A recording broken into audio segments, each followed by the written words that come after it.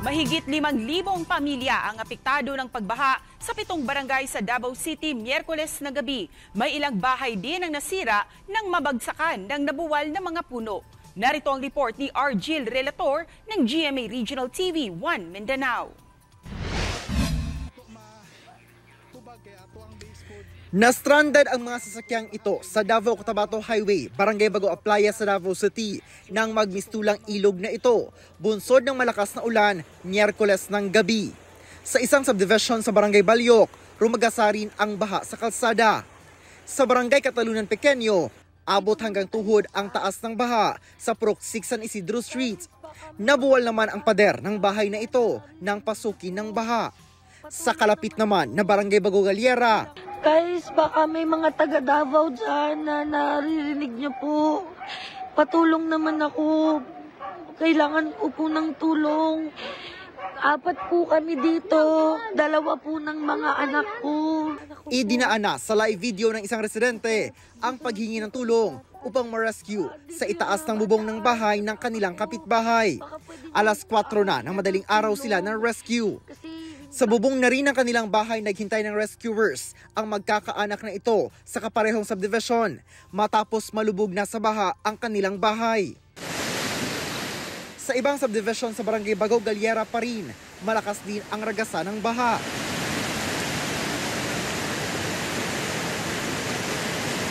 Makikita rin ang makailang beses na pagkidlat habang patuloy ang pagragasa ng baha sa kalsada. Hindi rin umubra ang bigat ng 2 sasakyan na ito sa lakas ng agos ng baha dahil naanod na ang mga ito papunta sa creek.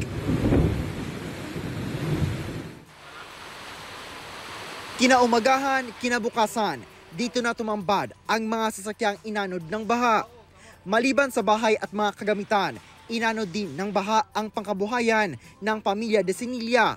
Ang kantidad sa item kanang itinda nako is bago man deliver, ano siya, 400k. Walay labot sa mga freezer, tulo, tanan, murag kulang-kulang 1M. Hinampas naman ng malakas na hangin ang mga residente ng Purok 5. Pinadapa rin ng hangin ang nasa tinatayang 300 puno ng saging.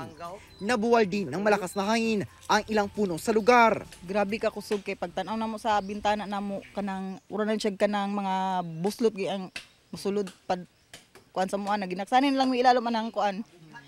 Ilalom anang double deck. Ang hangin gitiktiyukan gyud siya ang mangga, mao nang dili siya masapli, maputol siya, mao nang akong gitanaw, ipo-ipo gyud. Ang bahay ng pamilya Bongko nabagsakan naman ng puno ng mangga.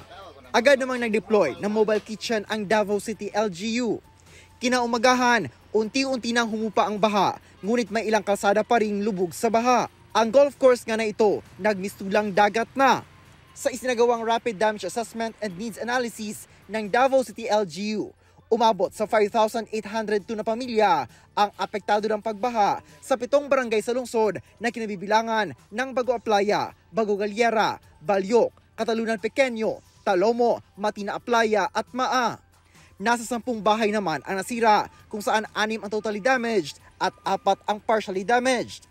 Ayon sa Pag-asa, easterlies ang nagdala ng mga pag-ulan sa Mindanao. Mula sa GMA Regional TV 1 Mindanao, Argil Relator, nagbabalita para sa GMA Integrated News.